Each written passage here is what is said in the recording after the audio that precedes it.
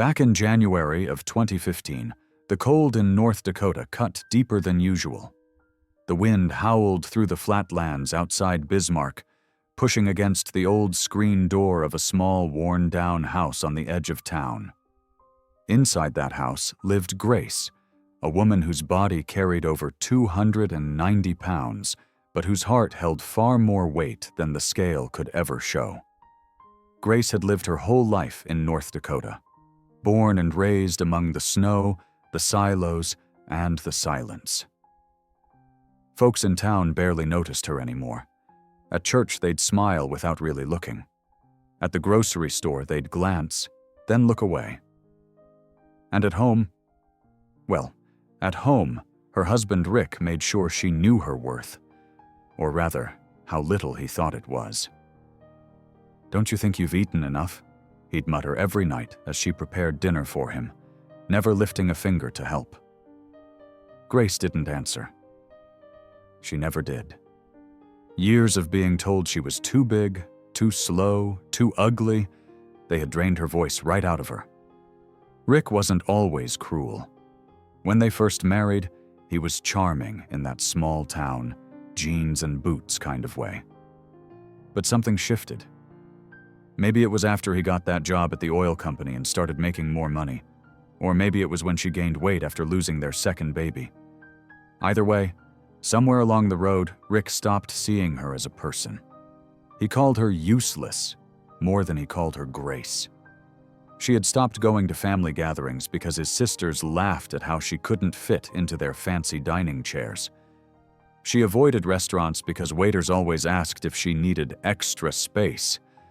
And she had given up looking in mirrors altogether. Her reflection didn't show prosperity.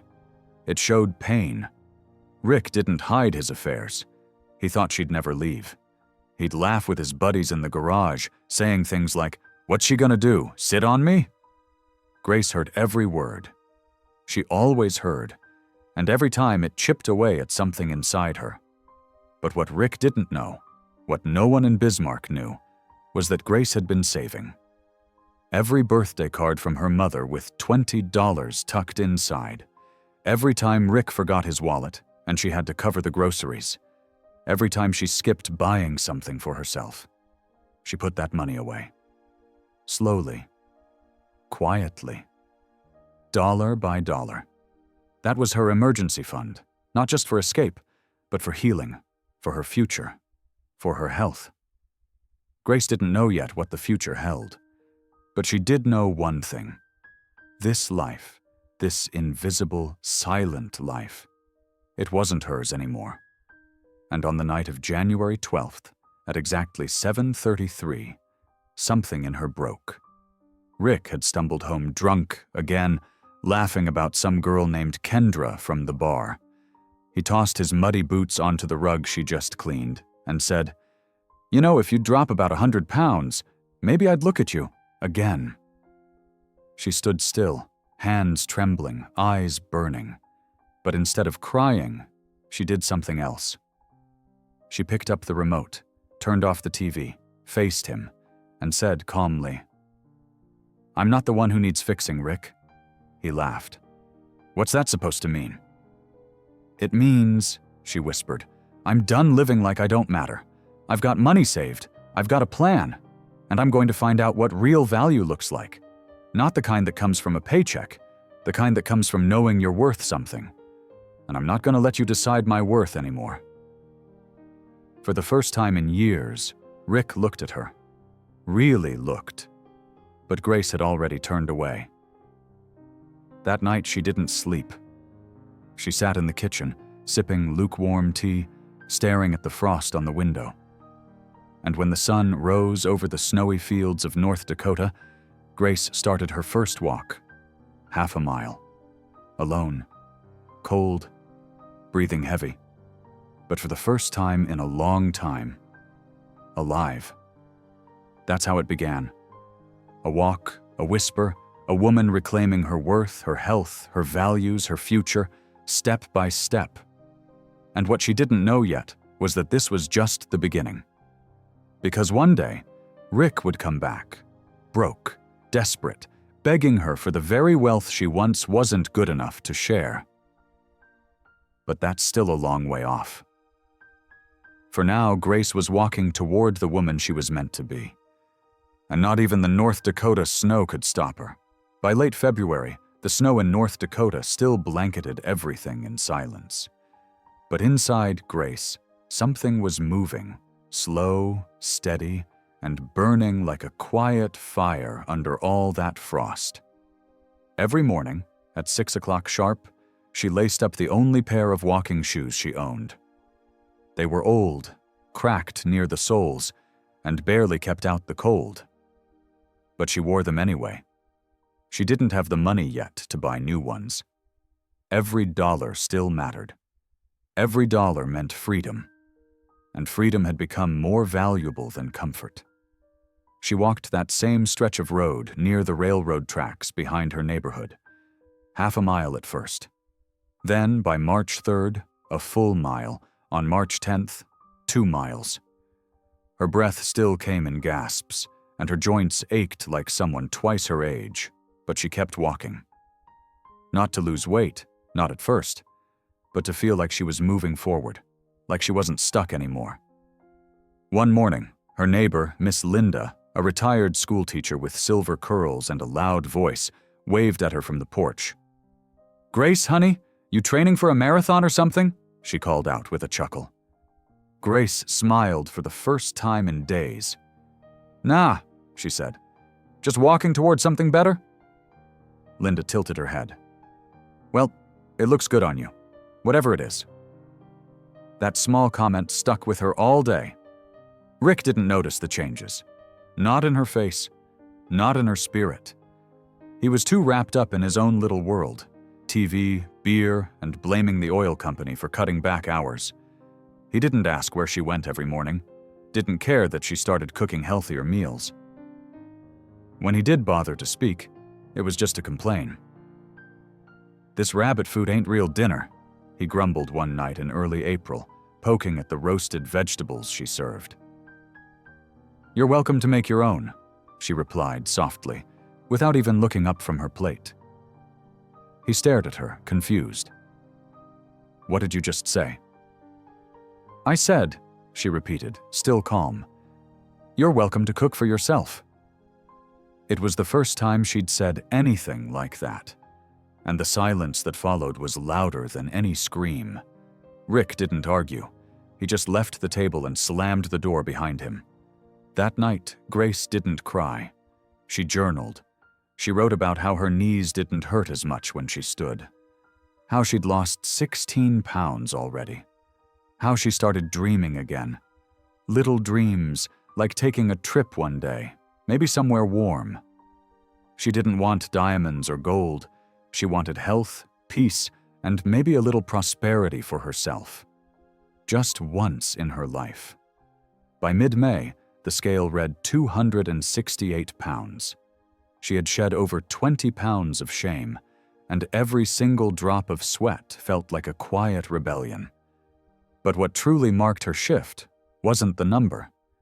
It was the day she went into the Bismarck Community Center and signed up for a women's support group. She almost didn't go in. The doors were glass, and she could see her reflection. The old Grace, big and uncertain, stared back. But she took a deep breath and opened the door anyway. Inside, women of all shapes and ages sat in folding chairs, sipping coffee and talking about their lives. No one judged, no one whispered. They talked about real things: broken marriages, lost confidence, silent pain, the hunger for self-worth. When it was Grace's turn to speak, she hesitated. "My name's Grace," she said slowly, "and I think I forgot who I was for a while, but I'm trying to remember. One step at a time." The room went quiet. Then a woman named Alana reached over and held her hand. "We've all been there," she whispered. "You're not alone." That night, walking back home under the pink and orange sky, Grace felt something she hadn't in years. Hope. Not because she was thinner, not because Rick might notice, but because for the first time in forever, She was surrounded by people who shared her values, who didn't see her weight before her worth. She passed a storefront on Main Street, an old travel agency closed for years, and stared at the dusty poster of a beach in Florida. She smiled. "Someday," she whispered to herself. "Someday soon." And for once, she believed it. The journey was just beginning. But Grace? She was already becoming someone new, someone who understood that wealth wasn't about fancy cars or big houses. It was about knowing your worth, finding your voice, and not letting anyone take it away again. By early June, the sun in North Dakota was finally warming the ground. Snow was gone, grass had pushed its way back to life, and with every sunrise, Grace walked farther. She now did 3 miles by 7 in the morning, rain or shine. Her face had thinned out, her posture had changed, and she'd lost over 35 pounds. Her old clothes started to hang on her, loose in all the places that once felt like a cage. But what changed most was her voice. At the women's group, she spoke more often. Not just about the walks or her diet, but about the pain she had buried for years. About Rick. About how he used to throw his dirty laundry on the floor like she was the maid. About how he once told her she wasn't wife material anymore. The room never judged her. Instead, they listened.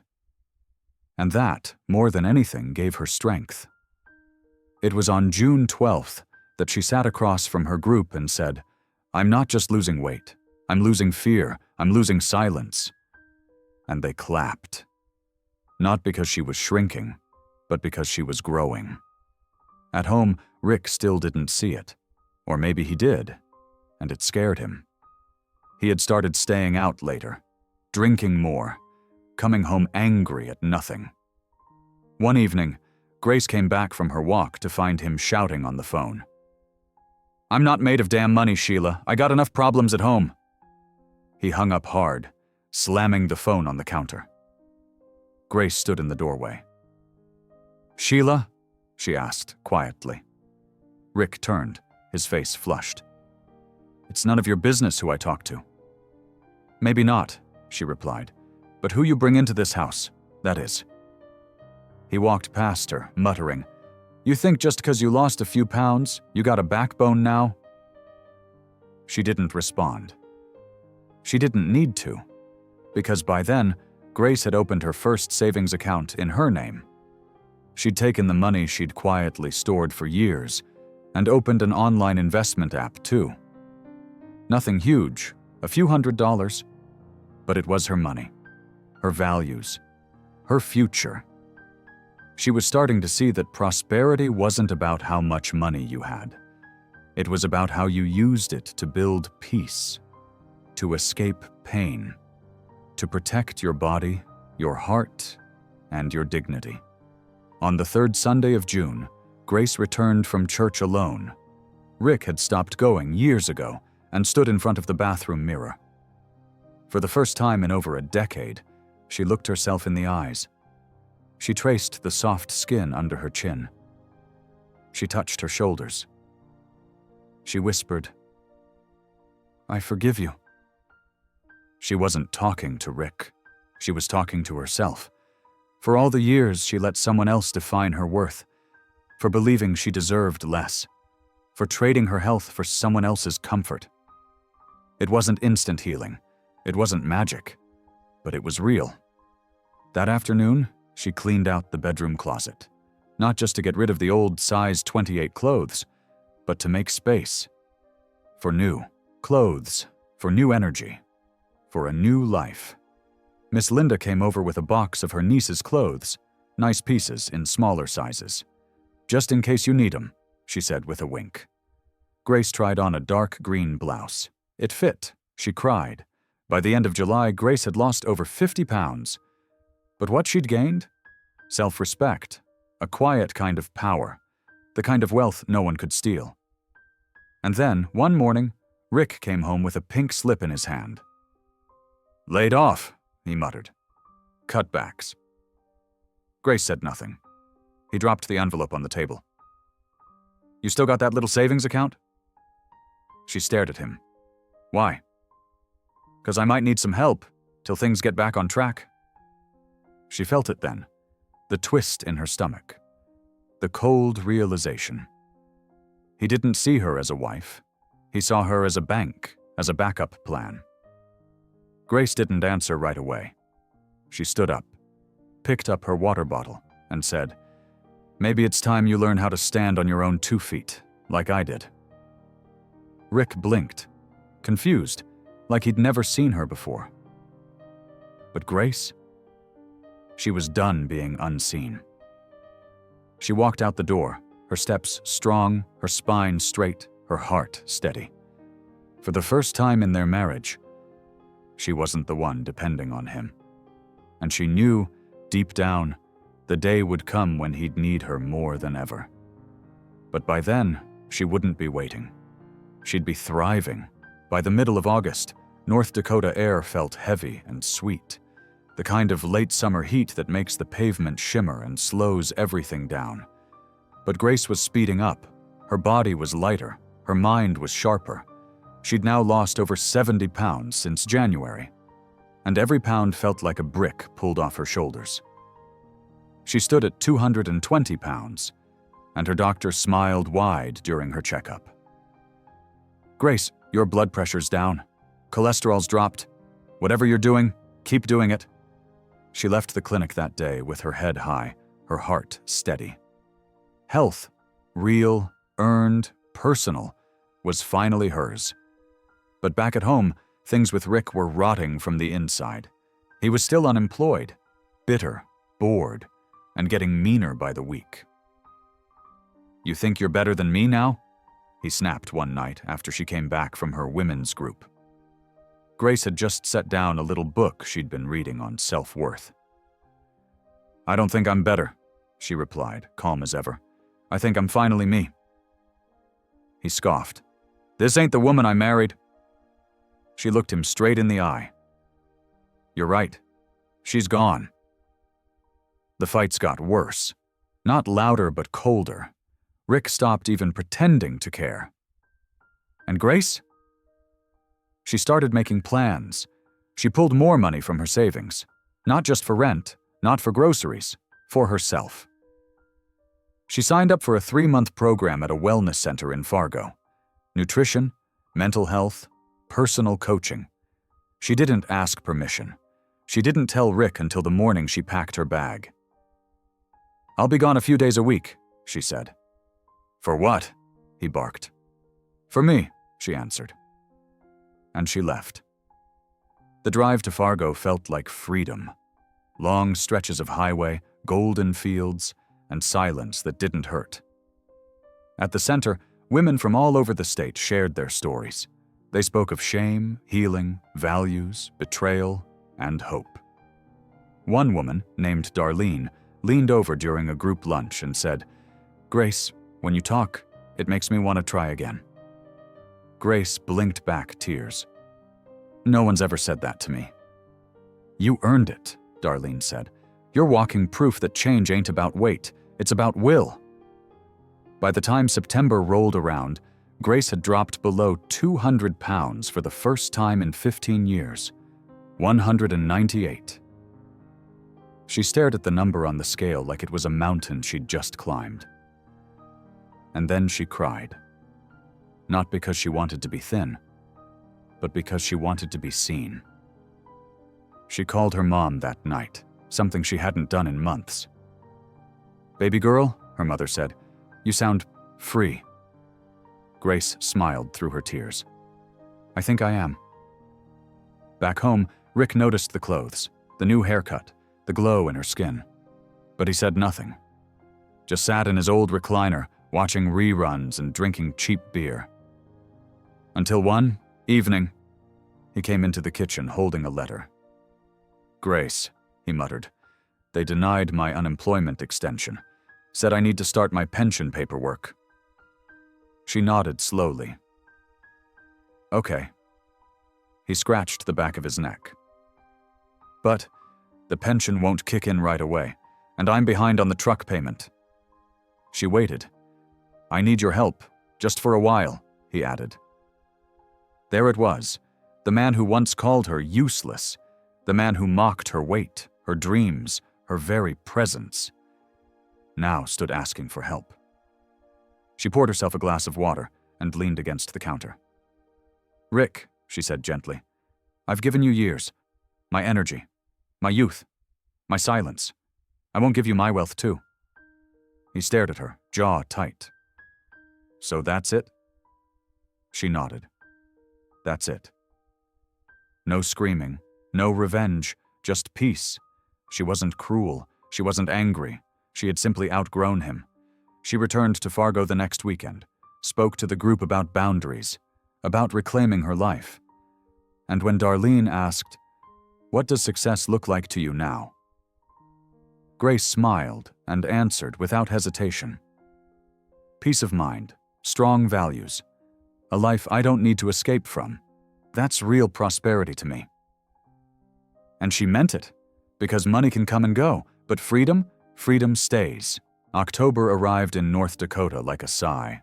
Cool winds, amber trees, and quiet sunsets that lingered just a little longer. Grace loved this time of year, not just because of the crisp air or the smell of cinnamon at the market downtown, but because this year, she felt alive in it. By October 5th, she weighed 190 pounds. That was a full 100 pounds down since January. She no longer tracked just the number. She tracked how far she could walk without losing her breath, how her knees didn't throb at night, how she could slip into a booth at the diner without bracing herself for embarrassment. She wasn't hiding anymore. Rick still lived in the house, but emotionally, he was gone. They moved like strangers, barely speaking, passing in the hallway like people who once shared a life, but no longer shared anything else. Grace didn't beg him to leave. She didn't demand apologies.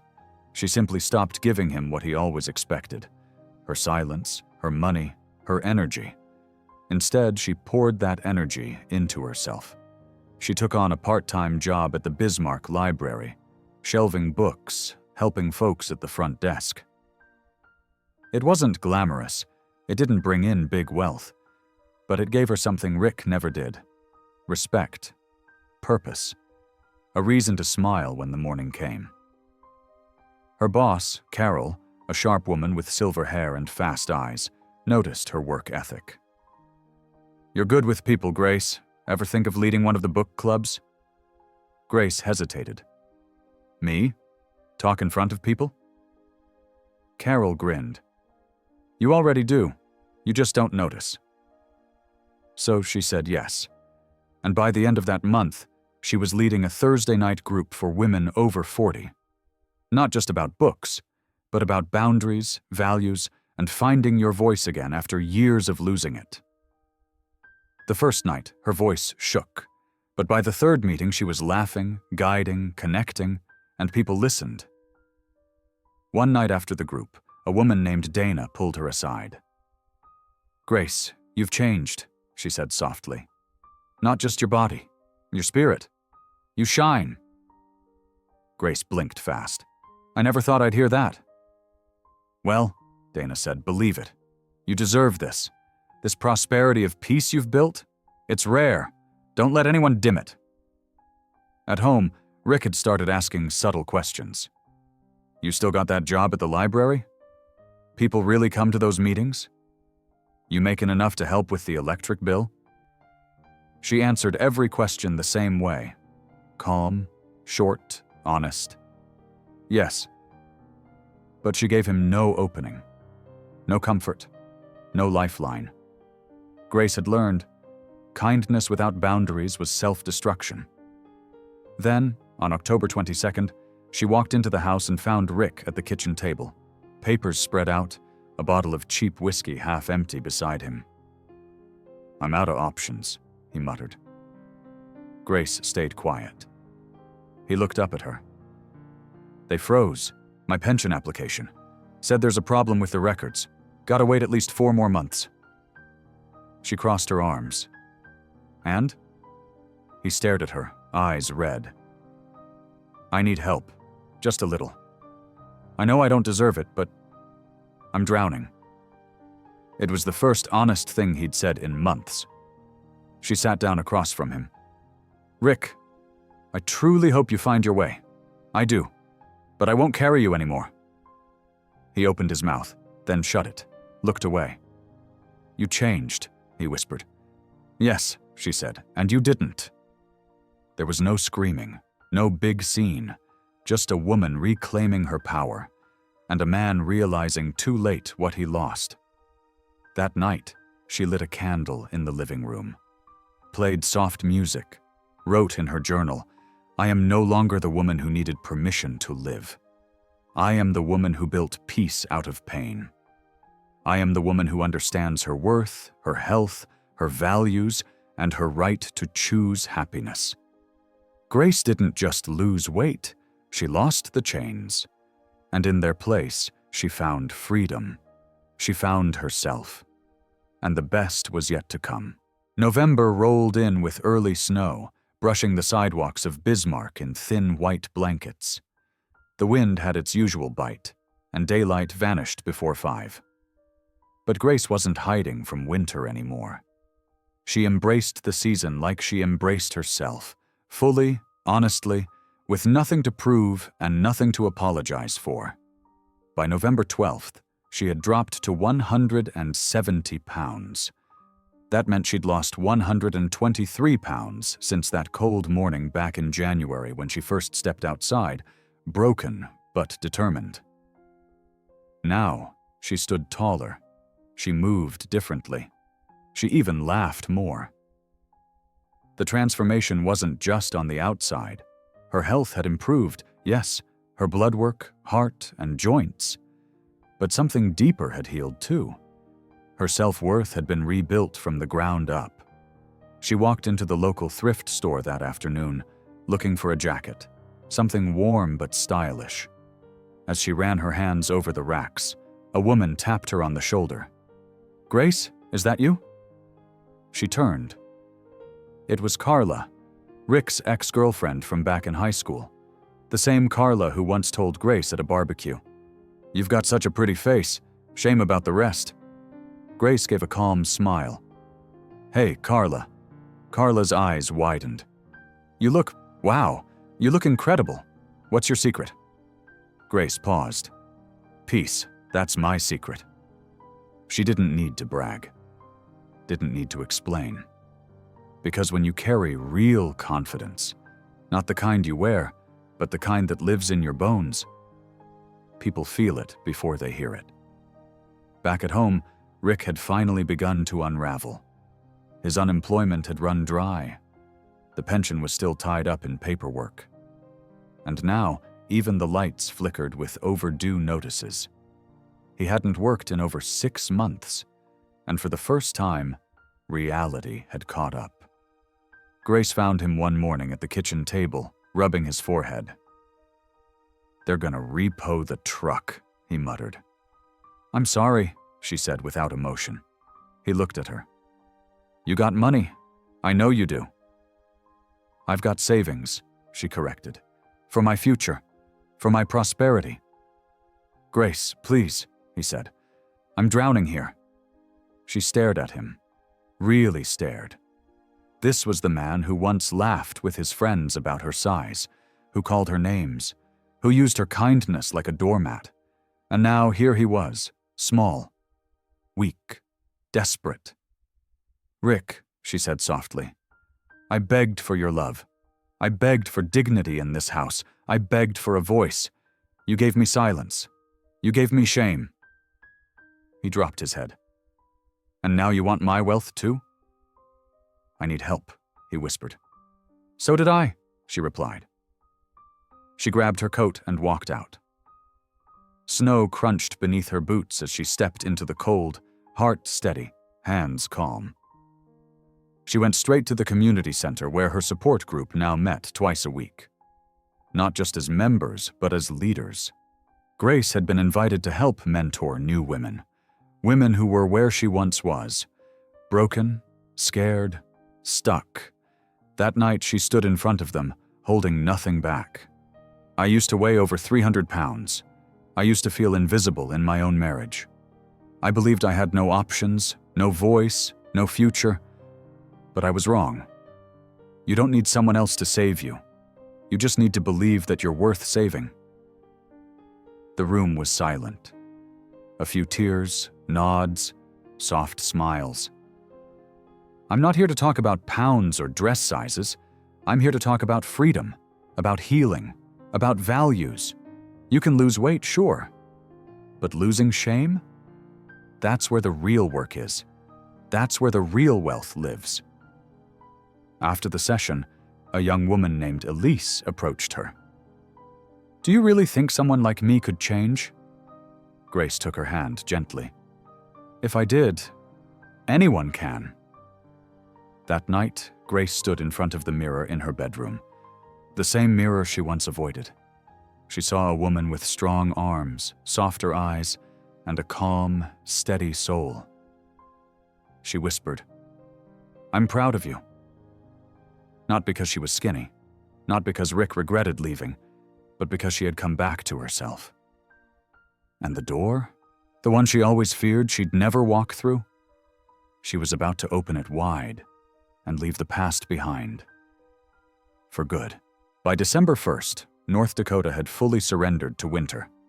Snow blanketed the streets, wind clawed through the trees, and heaters hummed in every home. Grace stood in her kitchen, holding a warm mug between her hands, watching flakes drift past the window like slow-falling ash. She now weighed 167 pounds, but the number didn't matter anymore. What mattered was how she felt, strong, centered, whole. That morning, she had finished her usual 5-mile walk through the neighborhood. A few cars honked, a few neighbors waved. Some didn't recognize her at first. The postman even asked, "You new around here?" She laughed. "No, just finally showing up."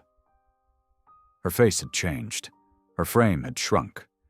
But more than that, the light in her eyes, the calm power in her voice, made people pause. That's what healing looks like. That's what real prosperity is. She was in the middle of planning the next community event at the center, a holiday potluck for women who didn't feel safe going home for Christmas, when she heard a knock. It was 3:26 in the afternoon. She opened the door, and there he stood. Rick. He looked thinner, not healthier, worn. His hair was unwashed, his eyes dull. The man who once mocked her now looked like life had eaten him from the inside out. "Grace," he said, voice low. "Can I come in?"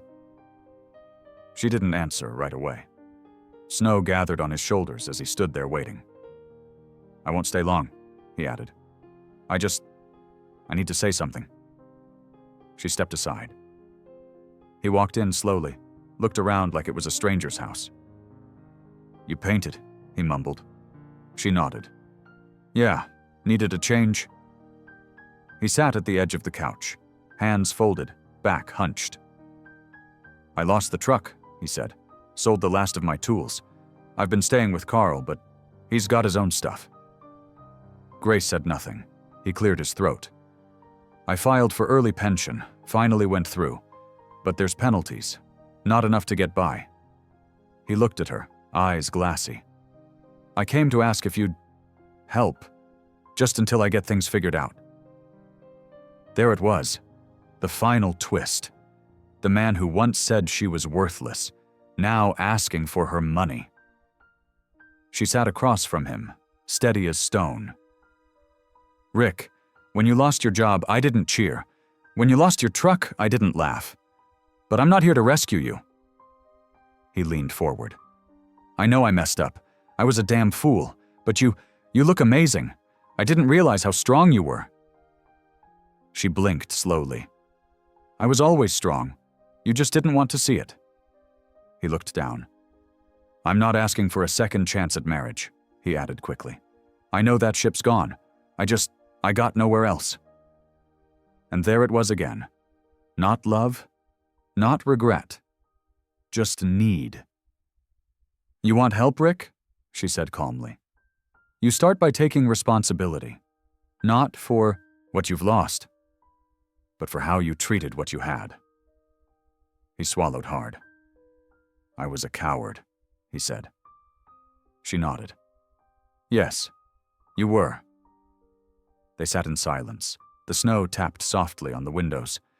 After a moment, she stood and grabbed a small envelope from the kitchen drawer. I'm not giving you cash, she said, but I'll buy you a few nights at the motel on East 5th. After that, it's on you. He looked at the envelope, then back at her. Why? He asked. Why even that? Because my values haven't changed, she said, even if yours never existed. He stood slowly, tired, humbled, broken. Grace, he said, voice cracking, I'm sorry. I know, she whispered, and she meant it, but forgiveness doesn't mean access. She walked him to the door, the same door he'd slammed in anger so many times. He paused, turned to her one last time. You're not the same woman I married. No, she replied. I'm the woman I was always meant to be. He stepped out into the cold. She shut the door gently behind him. And for the first time in her life, she didn't look back. She just stood there, in her warm home, wrapped in peace, surrounded by wealth she had earned. Not through luck or chance, but through grit, through truth, through letting go. And the best part? The real chapter of her life hadn't even started yet. Christmas morning in Bismarck was still and white. The sky hung low and gray, and soft snowflakes drifted down like feathers. The town was quiet, windows glowing warm orange, the smell of cinnamon and wood smoke in the air. Inside her small, neatly kept home, Grace stood by the window, wrapped in a soft cream sweater, watching the snow fall. Not as a woman forgotten, but as a woman reborn. It had been exactly 11 months since she took her first walk on that bitter January morning. She now weighed 157 pounds. 133 pounds gone. But more than the weight, she had shed fear, silence, and the shame she never deserved to carry. She didn't celebrate her transformation with noise. She celebrated it in peace, a kind of peace that comes only when you've faced yourself, forgiven yourself, and refused to return to what broke you. Her home was filled with small signs of a life she had built. A corkboard covered in photos from her women's group, a planner opened to next month's workshop dates, a sticky note on the fridge that read, "Progress is louder than promises." She had just brewed her second cup of coffee when her phone buzzed. It was a message from Darlene, the woman from her support group in Fargo. Thinking of you today. You're an inspiration. Merry Christmas, Grace. She smiled, fingers hovering above the screen, then typed back, You too, Darlene. We made it. There was a time, not so long ago, when Grace didn't know if she'd survive the storm. When she thought money was a lifeline only others had. When health felt like a fantasy reserved for smaller bodies. When the word prosperity sounded like something from a magazine, not something a woman from North Dakota, married to a man like Rick, could ever claim for herself. But all of that had changed. And not because someone saved her, because she saved herself. Later that morning, she drove across town in her little used car. The one she paid for in full. No loans, all hers. She pulled up to the community center, where a group of women were already waiting in the snow with covered dishes and warm smiles. The potluck was her idea. Not everyone had family to turn to. Not everyone had warmth in their house. But here, in this space they had created together, there was laughter, music, stories, and second chances. She stood at the front of the room with a microphone in her hand, heart full. Last year, she said, I was sitting alone in a kitchen that didn't feel like home. I was over 300 pounds. I was tired. I was lost. I thought wealth meant having what others had, Love, security, status. But now I know better. She looked out at the faces watching her, some teary, some smiling. Real wealth is knowing your worth. Real health is caring for yourself like you'd care for someone you love. And prosperity? Well, it's not about what you have. It's about what you no longer allow to take from you. Applause followed. But more than that, there was connection, the kind that runs deeper than words. And then, just before the music picked back up, she spotted him, standing in the back, holding his hat in his hands, looking smaller than she remembered. Rick. He didn't step forward. He didn't make a scene. He just gave a quiet nod and turned to leave. Grace didn't stop him. She simply turned back toward her circle, the women who had become her family, and smiled. There was nothing left to say. That chapter was closed. That version of Grace was long gone. And in her place stood a woman of value, a woman of voice, a woman of victory. That night, she walked home through the snow, alone but never lonely. She paused at the end of her street, turned her face to the sky, and whispered, "Thank you." Not to anyone. Just to life, to the fight, to the quiet moments that shaped her. She reached her door, opened it, stepped inside, and finally, truly, felt home. And you, have you ever faced something like that? Have you ever had to let go of what broke you just to finally find who you really are? Tell me down below. I want to hear your story.